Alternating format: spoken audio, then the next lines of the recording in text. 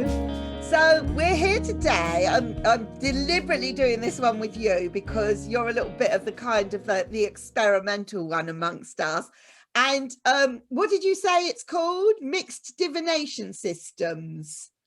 Yeah, and working with different forms of divination in conjunction, putting them together for a single reading, seeing how they play with each other. This one was requested, I believe, by Rhoda. So thanks, Rhoda, for the for. I mean, I've done that a little bit. I wouldn't say I've done it like to the extent that you have, but I do definitely think a lot of people who read tarot or do these sort of practices do have more than one string to their bow. And I don't know about you, but I kind of like think whatever you are, we're all sort of a version of the same bigger thing. We're all trying to get in touch with, and all of these different systems are trying to get in touch with a message or a feeling that's coming from sort of somewhere greater than ourselves. So whatever sort of tools you use to get that or to reinforce it, bring it on. That's what I say. So what sort of different divination systems have you mixed together, Cassidy? Yeah, so I would definitely say tarot is my workhorse. I don't know. Well, that's not true. I do readings with other systems solely as well, but for the longest time, and I definitely have the most experience with the tarot. What I then added to it was oracle cards, which is quite, a lot of folks do that. It goes pretty hand in hand, especially if you can find a tarot deck that has a companion oracle with it. They can pair really. Or if there's a lot of artists will do, they'll make a tarot deck and then they'll make an oracle deck with a similar artwork. So they blend really seamlessly. I really like doing that together. And not that there's something that an oracle deck necessarily adds that the tarot doesn't, because I'm someone who believes that everything can be found in the tarot, right? Every aspect, every piece of advice, everything can be in the cards somewhere. But sometimes oracle cards just pull in either a different perspective or they have some sort of different message. You can get every kind of oracle deck, right? So things that are very fluffy, huggy, bunny, right? That are pretty intense and deep and dark. And it's really fun too to use different theme decks if you're ever reading at themed events or different. You can get like a Halloween oracle or something. So nice. That was first. And I like using them too in different ways. Like you can either use oracle cards to kind of set up a reading, like have a couple of cards down just to check the energetic flow, if you will, of the reading. You can have them at the end as pieces of advice to kind of bookend the reading. Many different ways you can use oracle cards, but that was my first system, I guess, that came with tarot, and it's pretty popular. A lot of people do that as well. Did you learn tarot before you used oracle cards? Yes. Right. Yes. Yeah. I didn't get any. I remember when I got my first oracle deck, I'd probably been reading tarot for maybe a year and a half. And what actually happened was I rented a little cabin in the woods, which I try and do once a year, just my own little retreat. And when I was staying there, the woman who runs that cabin, she has a little healing hut and she does massages and all kinds of beautiful work. And in the cabin, there was a couple of oracle decks there. That there was like bookshelves, and then a few different oracle decks, which I thought was so cool. Wow. And it was perfect. Meant to be, yeah. Exactly. And it wasn't on the listing or anything, so I didn't expect to have some cards there, but so I played around with a few of the decks there. And then on my way home from that trip, I stopped at my local metaphysical store and picked up my very first oracle deck, which was the Wisdom of the Oracle by Colette Baron Reid. It's my favorite, or my first oracle deck. Wow. I must admit, because I'm quite into the moon, and I've got the Moonology deck by Yasmin Boland, and I do occasionally, if the moon features heavily in the reading, I might do an oracle card as a kind of like I don't know, just a little bonus from the Moonology deck. If the moon is just kind of screaming out during the reading, that would sort of feel logical to do that. Yeah, absolutely. Yeah. Reason people are sometimes, I don't know, there's not as much hesitation. Like some people, there's still a lot of hesitation between going for a tarot reading, but like if you say it's oracle cards, I don't know. I've had some people that are a little more willing to try an oracle card reading, and then you play with oracle cards with them, or you do a little reading, and then they would branch over into tarot. So Well, that's interesting. What about other things that are not cards? Have you kind of like blended anything else in with your readings? yeah, I'm gonna keep going with cards just for another Oh, hot sec here. sorry. Yeah, carry on. Yes. After oracle cards, I started looking at playing cards, which I think is really, really fun. We had talked about it at the last festival. Was Yes. I did a workshop on that, which was great. And I really like playing cards, how accessible they are, how if someone won't go for a tarot reading or an oracle card reading, they might go for a playing card reading. Yeah, yeah. Everyone's played poker or go fish or something, so people aren't really scared of playing cards. And they are snappy. They are very, very fun. They're great to layer with tarot cards if you want to go a lot deeper and more nuanced and stuff. I would say you can pull that from your tarot cards, but you want you want a quick stab, pull out your playing cards. So then I started learning playing cards, and then the other card system I like to use is Lenormand cards, which is a really excellent divination system as well. It has its own strengths to tarot as well. I wouldn't say it's necessarily better, but there's a lot of different spreads you can use that work well for, especially like interpersonal conflicts or when there's multiple people involved, things like that. So those are pretty much what I do with tarot. I really like the Rider-Waite-Smith system. So any sort of illustrated cards. I also really like Marseille. Right. So just the cards. And then, so yeah, those are all of my cards that I like on my table, and I'll use different ones at different points depending on what people ask. I find playing cards are good when people want statistics about stuff. Like on a scale, yeah, on a scale of 1 to 10, how does this person feel about me? Like playing cards, and I don't mean just pulling one and being like, oh, 3 of hearts, like 3 of 10. Like there's more depth you can go with that, but they're good for things like that. Yeah. So yeah, it's really fun. It's Cassidy the card slinger have to play. Wow. So, yeah. Have you ever used like a pendulum or anything like that? I mean, I know you've got your runes as well, haven't you? Yes. So I've used the Witch's Runes system, which is just a 13 set of runes. I really like that as well. I'll use those on their own, but more often than not, I'll use them in conjunction with cards. You can have it alongside of a reading. You can have it. A really great tip is if you use your tarot spread as a casting mat, you can cast your runes right on top of the cards. Is really neat. Or you can even just pull a rune out of the bag for whatever question that you have to ask. So I like those as well. The Elder Futhark set I have, and I'm gonna go ahead and call myself a big old beginner. I books, and I have made a set myself, but it's something that I've only ever done a few readings for myself. I've never done a client session with those. Right. Yeah, they're great. And I do also work with a pendulum. Have I ever done them for client readings? Not often. I would say that that's something I use more for myself. I use it like dowsing around my house when I've lost something, where do I need to, kind of a thing. I'm still wanting to make a little spirit board sort of a thing where you can have the letters and the yes, no, or whatever you want. Yeah, it does look all beautiful as well, doesn't it? These extra props and things.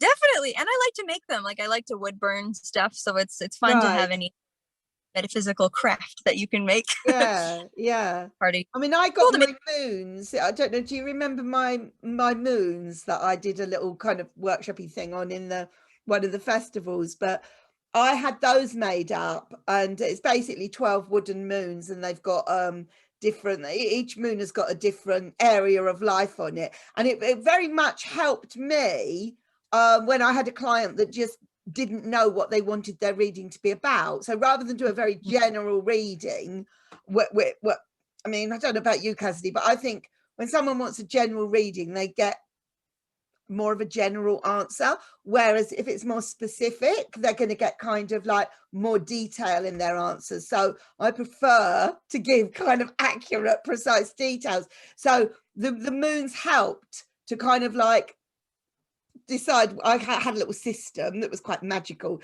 but it helped to decide kind of what the reading should be about. So that was very good. And another thing I did as well was I've got an affirmations deck, and sometimes I went through phases of this. I really ought to get that deck out again, but I don't know about you, but you know, sometimes when you do a reading, like with a full in-depth reading with 10, 12 cards, and sometimes at the end of the reading, there's one card that sort of stands out as the kind of, if you had to choose one card that really, really resonated and sang out loud, was like the star of the show. If that happened, I might do an affirmation for the client based on that particular card. So that was quite a nice combination to do. Yeah. And that was something they could take away with them. It's really neat how, and that's one of the things I really like about working with mixed system, is that if you pull something else out, if you use something on top of another system, it brings a different level of awareness as a client that you're looking at. Even like you said, if you had pulled another tarot card as sort of to figure out an affirmation or something like that, there's still and there's nothing wrong with that. You can blow people's minds with tarot cards all day, full stop, in a but sentence, but that there is an additional, if you layer something on top, just visually, if you're reading and where someone can see your cards and can see what's laid out there, it just kind of, it's like painting with different colors, you know. It doesn't necessarily, you can have beautiful paintings in all one tone, but if someone is looking at something and you want to draw their attention to things, or open something up, like you said with that oracle card, that's really neat. Yeah, it's really cool. I'm going to say you've flagged up something else there as well, because back in the day when I used to do the telephone readings, that was one of the things I was very frustrated about, that the client couldn't actually see the cards, because it's not just about you. I mean, I kind of think the tarot should be a shared experience, you know, and I feel like often when I've got a client in front of me, or even on Zoom, I will sort of like show them the cards.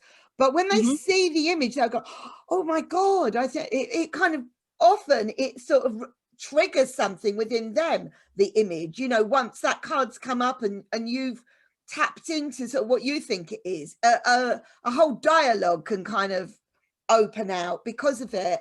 And I just feel you don't get that when you're doing telephone readings. Like, yeah, unless you happen to be reading for someone on the phone that knows the tarot, so as soon as you say what the card is, they know what card you're talking about. But it's not quite the same for me. I like the visual aspect of it. Definitely. And if you're reading for someone who can see the cards and you're pointing out elements in the cards that are obvious, yes, they're not gonna, because there's always skeptics, right? There's always people that will say, are you sure it's not this? Are you sure it's not that? Yeah. You know, what does this person want to date me? And you got the 10 of swords there. They can look at that card and they can see where you're coming from in your firm no. It's to have that visual cue to share with that person, because it's not, they know you're not making it up. Yeah, exactly. That is the card that has come up. Yeah. I mean, obviously, like I do astrology as well in the readings, like almost like all the time, unless I was doing a really, really quick reading. I would say that would be my main mixed divination system. I know that you're sort of still kind of like discovering astrology, but you know quite a bit. Do you ever include it in with your tarot? A little bit, a very little bit, because I'm not an expert by any means on astrology. I'm still definitely learning. Right.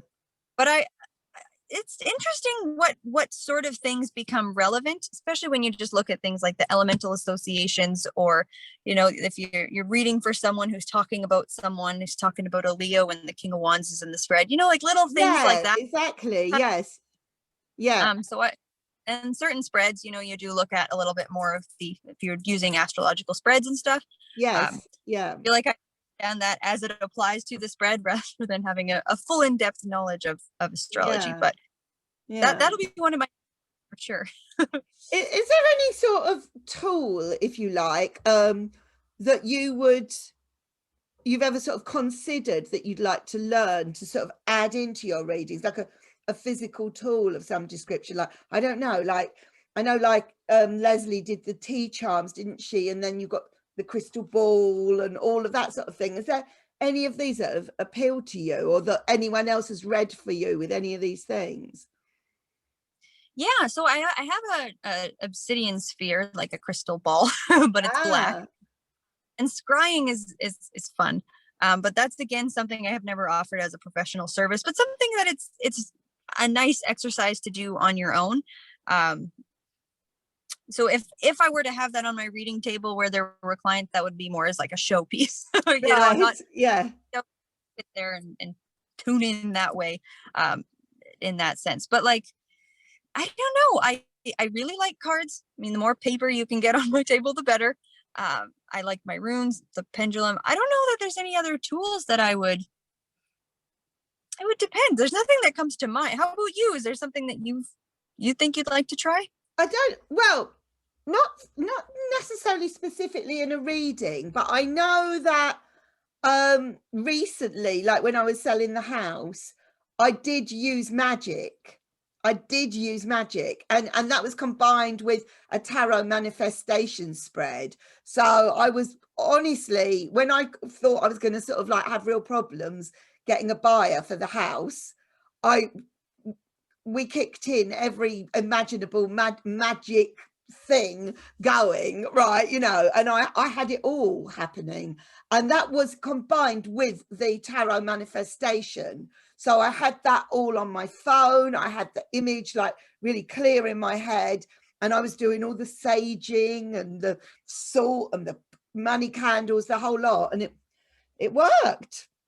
It's not my Yeah. house anymore. It's sold. Someone else owns it now. So it absolutely did work. Yeah. Yeah. So more things like that.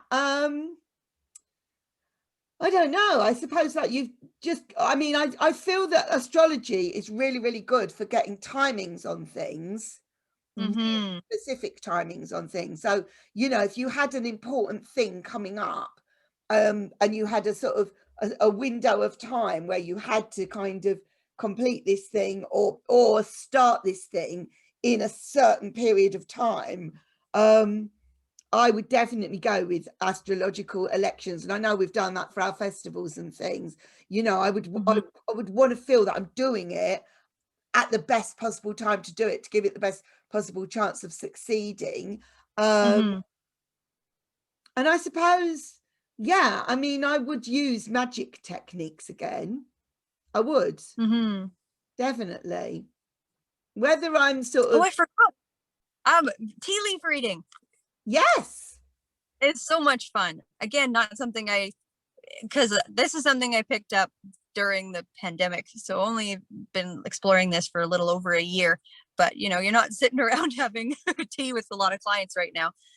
But it's really fun and that's something that's also very accessible. You can do it with coffee grounds as well, or tea leaves, but I had asked for a teacup at Christmas time that was like round and clear in the bottom. And then I ended up getting one of those Cup of Destiny cups, which I haven't used yet, but it's got all the little different lines in it, and there's different sections in it, and the little saucer has different sections in it too. I haven't used it, but it's kind of fun. But yeah, I mean, I like weaving in divination as it fits throughout the day. So, you know, I'm always going to have my cup of tea in the yes, morning. So like, what kind of symbols do I see in there, and what do they mean? Either you can look it up in a book, or you can just see how it plays out and kind of make your own little book. But yeah, I actually found out a couple weeks ago. My mother had told my grandpa that I read cards, and he phoned me and he said, "So you're a soothsayer, eh?" And I was like, "That's I love that term. I want to use that a lot." And he's like, "Yeah, your grandma used to read tea leaves for a lot of people oh in her town. wow, really? My great grandma, my grandma's mom." So that's very cool because I had no idea, and I would never do that. I don't know, unpopular opinion, but I'm not going to say it. There's whatever in my family.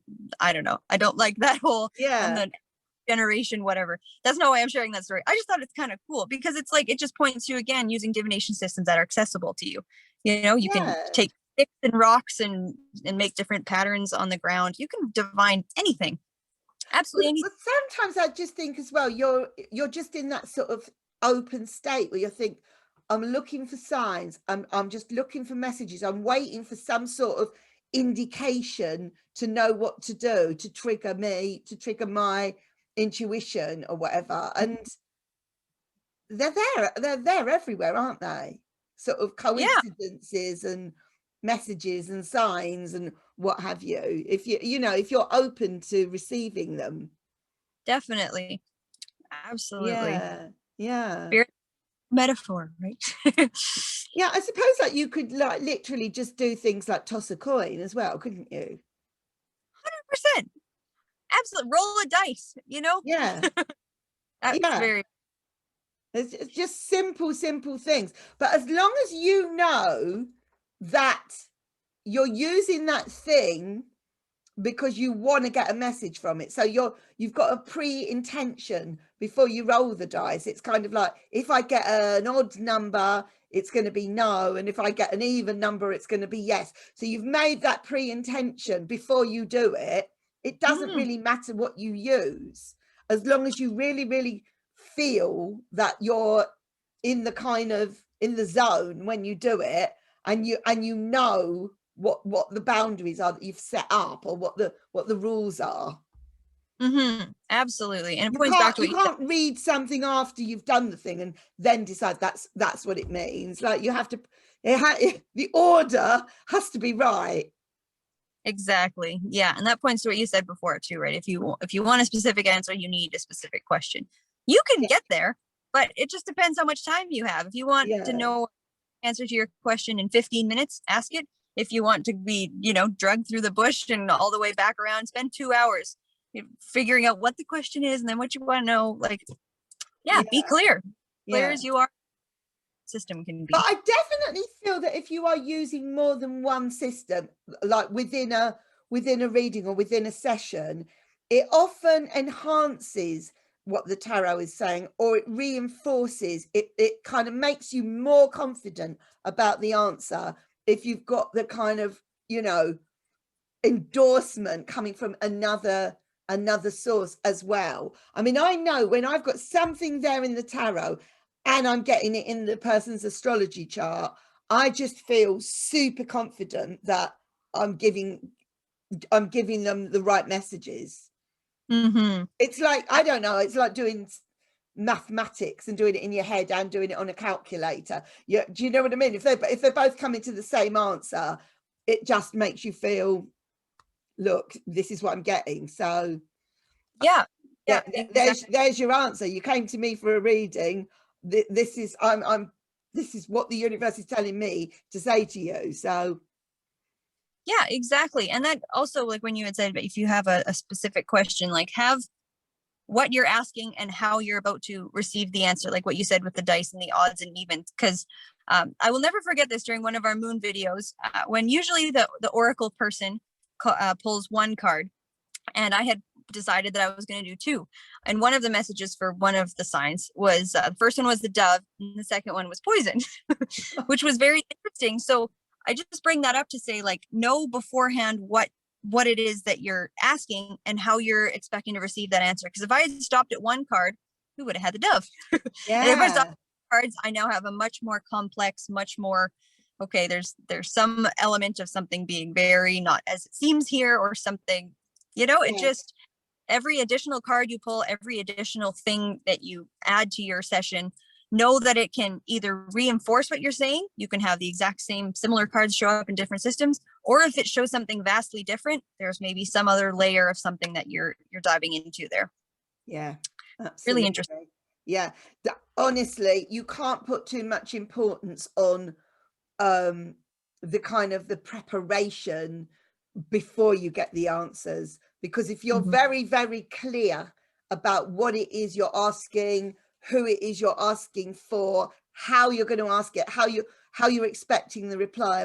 Am I expecting one card to say it all, or am I expecting three cards to blend together to say it? You know, as long as that's all clear beforehand, then you know what you're getting back is directly in answer to what you've asked, and all of it counts, or it wouldn't have been sent. Yeah. It sounds easier said than done, maybe, because it's very tempting to just kind of like throw the cards down and just whatever they say. Yeah. I would not trust my own readings if I hadn't had the concentration put into them before the cards go down. Yeah, exactly.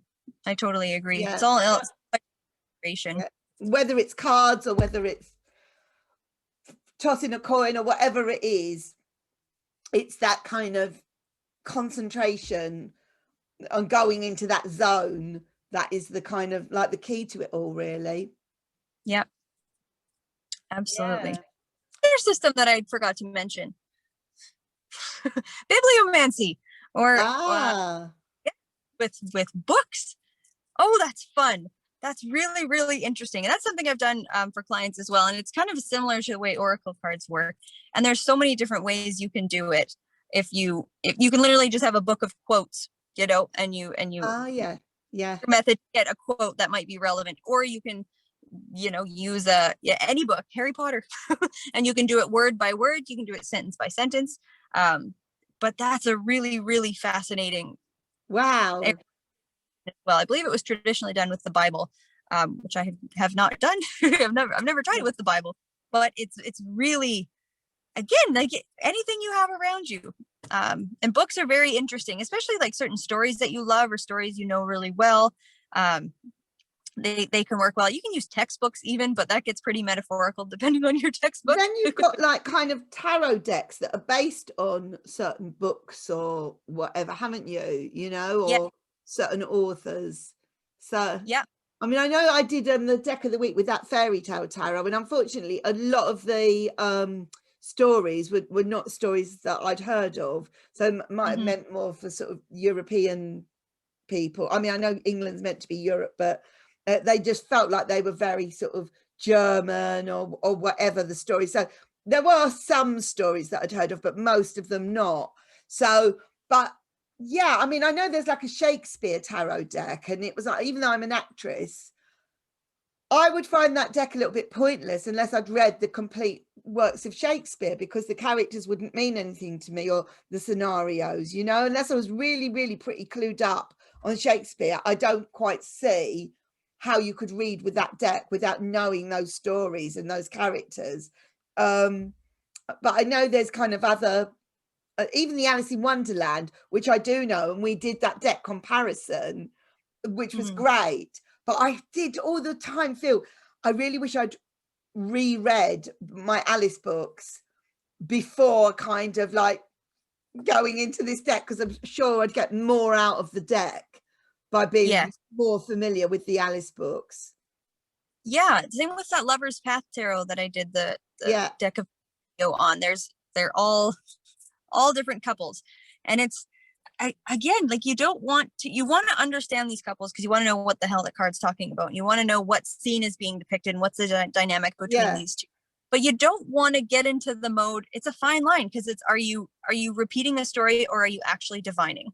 You know, are you just saying, oh, this card means this, and this person did this, and this person did that, and therefore you might be doing that. You know what I mean? So it's an interesting line to balance on, to make sure you're still doing divination with that breadth of understanding. That's why I like the Rider-Waite, because it is very sort of neutral. It's not I mean, okay, there is astrology in there, and there's certain symbols and things in there, and Sharon knows about the mythological stories and she sees things in there, but for me, I literally, it's just whatever it triggers in the moment, and I find that exciting. Definitely. And that's where I feel like you get any answer from. You know, if you're just regurgitating stories with your cards, the scope of your readings and what you can cover will be fairly limited. Or if you're just regurgitating keywords. Yeah. No, don't do it. Yeah. I mean, it's tempting to do that when you start reading, isn't it? Just like learn the basic keywords and, well, hey, I'm a tarot reader. Yeah, okay. That's a lot of beginners' resources. Well, that's what I was like. Yeah. So interesting. Well, I definitely think, mixing divination systems, as long as you know what you're doing, I think you could definitely enhance or endorse your reading, Mhm. you know, if it felt right in the moment to double check, you know, with some other method of doing it. I would definitely do it. And look, when we do the Astro Tarot and the Oracle decks that we do like every week when somebody does it, they really, really do kind of like tie it all up, don't they? Those Oracle Yeah, cards. It's nice. it is nice, especially too. The last thing I'll just say is, like, if you're ever doing a reading for someone and things aren't looking good, like, they're just up shit's creek without a paddle kind of thing. Yeah, Like, yeah, there's nothing good that you can pull from your cards. If you switch divination system, this is again like kind of what we talked about before. If you have a different deck that comes out, they can look at it a little bit differently, rather than like, well, your tarot deck just pulled me through the mud. Maybe this other deck will have, and not to sugarcoat or not to, of course, give false hope, but like maybe something else. You don't have to use a sugarcoaty deck. You can just use something like, well, where do we need to focus on, or what, what is the light here, and if there's no light, like, just what information does this person need to keep going, or something, right? It can help. I love tie it together, give it a little bit of something else. It's like if you're having a conversation with someone and you maybe just bring someone else in, so it's another perspective, it's another way of I like that a lot. Yeah, I so. definitely like that. Oh, well, thank you, Cassidy. That was like lovely, just sort of like having that little chat and going off on that tangent. And I'm sure that there'll be lots of other systems that people have used that we might not have even heard of them, never mind thought of them. So, you know, if anybody wants to kind of leave a message or have a reading and let us, you know, mix our systems, you know, with what we do have and what we know. We are at the pomegranategrove.com. We've got the YouTube channel. You can subscribe to the newsletter. We've got loads of free resources online and some paid events as well. So hope to see you there. Thank you, Cassidy. Thanks, Mandy. This was so much fun. Bye. Bye-bye. Thank you for engaging with us. Please like, subscribe and share. To book a personal, in-depth reading and to learn more about our incredible courses in tarot and astrology, please visit our website www.thepomegranate.grove.com.